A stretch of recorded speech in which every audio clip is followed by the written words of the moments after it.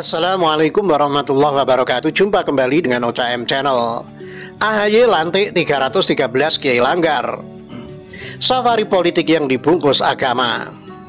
Peran AHY lantik 313 Kiai Langgar se-Banyuwangi dipertanyakan karena dia cucu Nabi. Sintesanews.com. AHY lantik 313 Kiai Langgar. Safari politik yang dibungkus agama. Setelah safari Ramadan di Jepara, Jawa Tengah yang menghebohkan medsos dengan tajuk AHY memiliki keturunan Nabi Muhammad, AHY lanjut safari Ramadan ke Jawa Timur.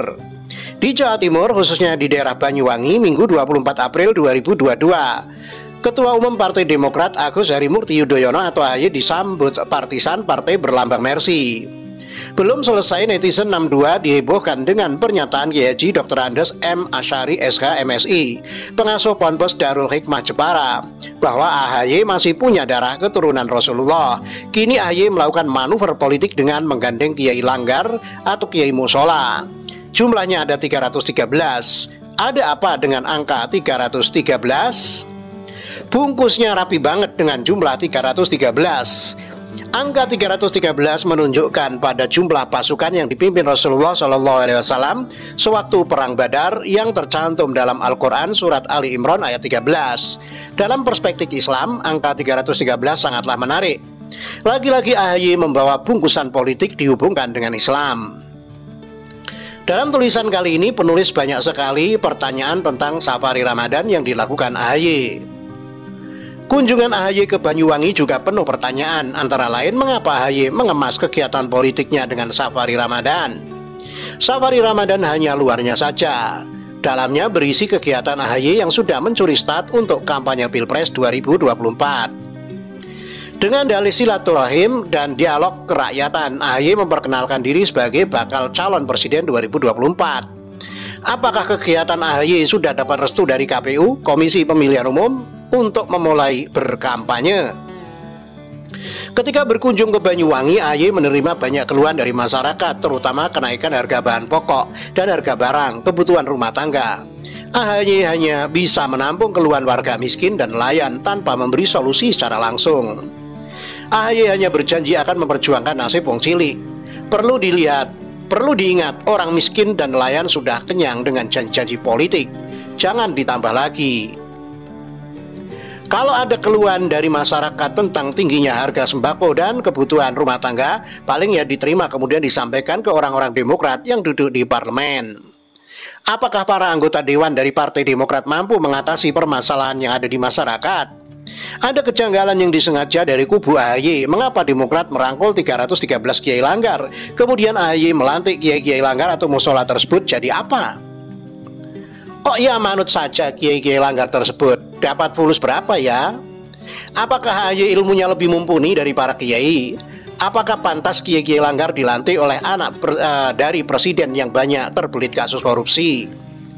Apakah manfaatnya kalau sudah dilantik dalam sebuah forum komunikasi Kiai Langgar atau vokal? Apakah Kiai-Kiai Langgar yang sudah dilantik nanti jadi juru kampanye atau jurkam dari AHY ketika mencalonkan presiden? Kegiatan AHY di Banyuwangi benar-benar menimbulkan banyak pertanyaan. Penulis yakin kalau yang jadi jurkam seorang Kiai Langgar banyak dipercaya warga atau dipegang kata-katanya. Masyarakat desa yang masih awam tentang politik manut saja dengan kiainya. Lalu dapat apa Kiai Langgar kalau sudah dilantik oleh AHY dengan vokalnya? Ini benar-benar safari Ramadan bernuansa politik.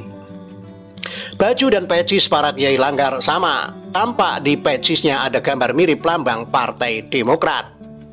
Acara ini juga dihadiri oleh Kang Emil Dardak, seorang politikus yang menjabat sebagai Wakil Gubernur Jawa Timur sejak 13 Februari 2019. Ia juga menjabat sebagai Ketua Dewan Pimpinan Daerah Demokrat Jawa Timur. Sebelumnya, Kang Emil Dardak adalah politikus yang pernah bergabung dengan Partai Demokrasi Indonesia Perjuangan atau PDIP. Pada kunjungan ke Jawa Timur, AHY memberikan tugas kepada Kang Emil untuk satukan lagi Demokrat. Mas Emil, tolong satukan kembali Demokrat di Jatim, pesan AHY ke Emil. Pesan ini disampaikan oleh Ketua Umum Demokrat Agus Harimurti Yudhoyono saat melantik Ketua DPD Demokrat Jawa Timur Emil Dardak Jumat 22 April 2022. Jawa Timur termasuk provinsi besar dan menentukan jumlah suara.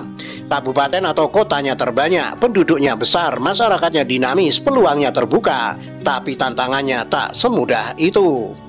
Tantangannya antara lain masyarakat Jawa Timur sudah melek literasi. Siapa AHY dan siapa SBY? Apakah prestasi dari mantan Presiden Susilo Bambang Yudhoyono?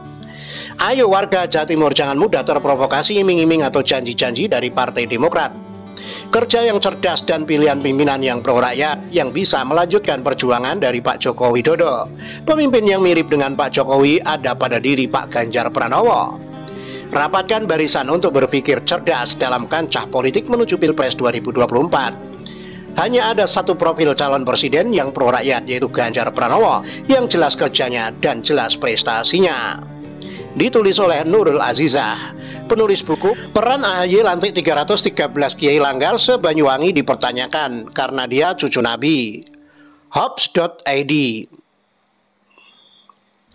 Pelantikan sebanyak 313 Kiai Langgar atau vokal se-Banyuwangi oleh Ketua Umum Partai Demokrat Agus Harimurti Yudhoyono pada Minggu 24 April 2022 lalu ramai diperbincangkan. Banyak yang mempertanyakan peran dari AHY yang seorang ketua umum partai bisa melantik para ulama. Dan pelantikannya para kiai ini disebut-sebut mempertegas bahwa agama bisa dibawa ke ranah politik. Salah satu akun Instagram @h3ll_angels_ribbon mengunggah video dan foto saat AHY melantik 313 kiai tersebut. Akun tersebut menuliskan pertanyaan apakah bisa seorang ketua umum parpol melantik para kiai. Mohon maaf sebelumnya, Mimin kurang paham akan masalah ini. Izinkan Mimin bertanya ya tentang masalah ini. Tulis akun tersebut dikutip hops.id Rabu 27 April 2022. Emang benar ada pelantikan kiai-kiai tersebut? Kalau memang benar, ada siapa yang berhak melantik seseorang untuk menyandang gelar ulama atau kiai? Apa bisa seorang ketum parpol yang melantik seorang kiai? Tanya akun tersebut. Kalau dari semua uraian tersebut di atas tidak bisa dilakukan oleh seorang ketum parpol, apakah itu bukan untuk tujuan politik identitas lagi? Membawa-bawa agama untuk masuk ranah politik karena dipublikasikan ke ranah politik secara acara pelantikan tersebut. Mohon masukan dan koreksinya ya, tulis akun tersebut. Warganet yang melihat postingan tersebut kemudian beramai-ramai memberikan tanggapannya. Ada warganet yang menyebut peran AHY bisa melantik ulama dikarenakan masih keturunan Nabi Muhammad. Grup pengajiannya sendiri, kata warganet. Makin aneh, makin nyeleneh, kata warganet. Karena dia cucu Nabi, makanya bisa, kata warganet. Agama dipakai untuk politik, politik dengan menjual agama, kata warganet. Dalam pelantikan itu, Ketua Umum Partai Demokrat AHY bersyukur Demokrat banyak dicintai para ulama di Banyuwangi. Saya terkesan dengan 3 program dari vokal Banyuwangi. Ini menandakan antara Partai Demokrat maupun para alim ulama bisa saling sinergi dan mengisi satu sama lain, kata AHY dikutip dari Times Indonesia. Sebelumnya sebanyak 313 orang kiai yang tergabung dalam Forum Komunikasi Kiai Langgar atau Vokal se-Banyuwangi resmi dilantik. Dalam pelantikan, Kiai Saifuddin Zuri dipercaya sebagai Ketua Vokal Banyuwangi periode 2022-2027. Pelantikan dilakukan langsung oleh Ketua Umum Partai Demokrat Agus Harimurti Yudhoyono atau AHY di Pondok Pesantren Ibnu Sina, Desa Style, Kecamatan Genteng. Sementara itu dilansir dari fajar.co.id, AHY ternyata masih keturunan Nabi Muhammad SAW dan Raja Majapahit. Sangat layak jadi presiden. Seorang pemuka agama bernama Romo Kiai M. Asyari, pengasuh Pondok Pesantren Darul Hikmah Jepara, Jawa Tengah, menyebut Ketua Umum Partai Demokrat Agus Harimurti Yudhoyono atau AHY memiliki garis keturunan Nabi Muhammad. Tak hanya itu, dalam diri AHY juga mengalir darah biru terah dari Raja Majapahit, Raden Wijaya, sehingga kata Romo, AHY sangat layak memimpin bangsa ini. Kita kedatangan tamu tokoh nasional. Siapa? Beliau ini merupakan keturunan Majapahit, terah dari Raden Wijaya, ujar Romo Kiai M. Asyari. Seperti dikutip dari video yang diunggah akun Twitter @t_irham pada Rabu 20 April. Dalam video yang beredar di medsos itu, AHY tampak duduk di samping Kiai Asyari. AHY secara seksama mendengarkan silsilah keturunannya yang diungkap. Raden Wijaya menurunkan Ki Ageng Buwono Keling, lalu Ki Ageng Buwono Keling menurunkan Ki Ageng Sambi Gumelar, terus beberapa generasi lainnya karena nama-namanya sulit dihafalkan. Lanjutnya, tak hanya disebut memiliki silsilah keturunan Majapahit, AHY juga disebut oleh Kiai Asy'ari memiliki darah keturunan Nabi Muhammad SAW. Kiai Asy'ari menjelaskan jika kakek AHY menikah dengan seorang wanita yang bergelar Saripah, sehingga AHY memiliki garis keturunan Rasulullah SAW. Bapaknya Kiai Hasan Basari itu menikah dengan Saripah keturunan Rasulullah. Jadi beliau ini AHY masih memiliki keturunan Rasulullah. Secara bibit AHY ini sah sebagai pimpinan masa depan, tegas Kiai Asy'ari. Sementara itu AHY mengaku sangat bersyukur bisa berkunjung ke pondok pesantren Darul Hikmah. Baginya di bulan suci Ramadan, semua umat muslim ini ingin terus memperkuat ibadahnya. Kita ingin memperkuat keimanan dan ketakwaan kita sesuai dengan perintah Allah. Marilah kita terus menyambung tali silaturahim. Saya juga sangat bersemangat setiap kali bertemu dengan para penerus bangsa ke depan, yaitu para santri dan santriwati sekalian, yang tentunya di pundak adik-adik ada harapan, kata AHY. Dia menyebut ada impian besar dan insya Allah di masa depan Indonesia semakin baik. Indonesia makin aman dan damai, adil dan sejahtera, maju dan mendunia, amin. Itulah Indonesia Emas 2045, tugasnya. Demikian, wassalamualaikum warahmatullahi wabarakatuh.